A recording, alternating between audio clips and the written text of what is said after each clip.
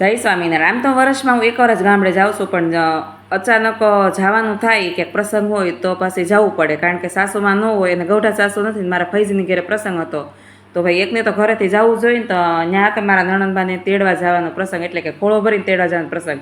તો બધાને ભાખરી ખવડાવી લીધી. પછી મારા દેરાણી કે હાલો ભૂમિ ભાભી મને કરી દો વાળ સીધા. મેં તો હાલો તારો વાર, મને હોત કરી દે, કારણ કે પાર્લર અમે ઘેરે જ ખોલી નાખ્યું હતું અને પાર્લરમાં ખોટા પૈસા દેવાય કરતા ઘેરે કરી નહીં, પણ સીધા વાળ રહ્યા નહીં. પણ અમારા મનને શાંતિ મળી ગઈ કે અમે ભાઈ સીધા વાળ કર્યા.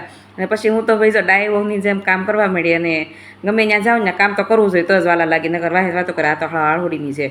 અને પછી જો કચરા પોતા થઈ ગયા ને પછી અમે તો થઈ ગયા ભાઈ રેડી. અને સાડી હું ક્યારેક ક્યારેક પહેરું, પણ મને બહુ સાડી પહેરવી ગમે, પણ સાડીમાં કામ કરવું ન ફાવે એટલે ન પહેરીએ. અને મારે આજને બસમાં બેસવાનું હતું, એટલે અમારા દિયર છે ને એ મારો ઠેલો બચારો ઉપાડીને લઈ જતો હતો બહાર, કારણ કે એ જ મારો ડ્રાઈવર હતો. અને પછી હું આવી ગયો છકડો અને બધા બેસી ગયા. પણ આ દાદા વિચાર કરતા આ જાડી બાવી પતલી પતલી બાવીમાં સમાય કે નહીં. મેં ન અમે કાંઈ નહીં, પણ હું તો ફોર વ્હીલર મને ન ફાવે અને છકડાય ન ફાવે, મને બસ ટુ વ્હીલર જ ફાવે, કારણ કે મસ્ત મસ્ત હવા હોય તો મજા આવે.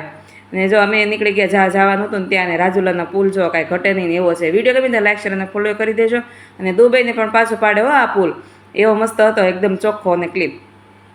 અને હતું ચોમાસાની સિઝન, તો જો વાતાવરણ જો કે ને ગાડરિયો પ્રવાહ જેમ બધા માણસો કરે, તો ફાઇનલી આજ મેં ગાડરિયો પ્રવાહ જોઈ જ લીધો. અને સવારનું વાતાવરણ જો ખાલી 7 વાગ્યા છે અને એમને જ્યાં જવાનું હતું ત્યાં પહોંચી ગયા. અને અમારા નણંદમાંનો ખોળો પણ ભરાઈ ગયો. અને પછી બધા આપતા હતા આશીર્વાદ, અને અમે પણ આશીર્વાદ આપ્યા, પણ ટુ વ્હીલમાં એટલે વેહાવ બદલાઈ ગયો અમારો. અને પછી હું આશીર્વાદ આપીને સીધા વહી ગયા રસોડા તરફ. અને ત્યાં ગયા ને ત્યાં તો ભાઈ ઝાપટવાની મજા આવીને રસોડું કાંઈ ઘટે નહીં ને એવું હતું. અને બસ જો અમે બધા ઝાપટીને જમીને બધા જવાનું હતું મારે બીજા ગામ, મારા મોટા નણંદની ઘરે. તો ફાઇનલી હું આવી ગઈ મારા મોટા નણંદની ઘરે, ને ત્યાં ગઈ તે તો ભેંસના દર્શન થયા ને આખા ફળિયાના પણ દર્શન મેં કર્યા. કારણ કે ગામડે જાઉં ને ત્યારે થોડુંક જીવન જીવી લેવાનું, ભલે તમારા પાસે ટાઈમ હોય કે ન હોય, થોડોક ટાઈમ તો આપણા ગામડા માટે જીવી લેવાનું, સારી યાદ બનાવવાની. અને આ છે કુંડો અમારા માલઢોર પાવાનો, અને આ છે ગુલાબમાં જે ગુલાબ હતા ને એની સુગંધ જ મને ત્યાં લાગી. કાંઈ આવો ભૂમિબેન, તમે તો સુરતમાં રહો એટલે આર્ટિફિશિયલ ફૂલ હોય, પણ અહીં તો રિયલી છે. અને વાડામાં ગઈ ત્યાં તો તુંબડીને ચીબડા વાવ્યા હતા, પણ આવ્યા નહોતા હજી.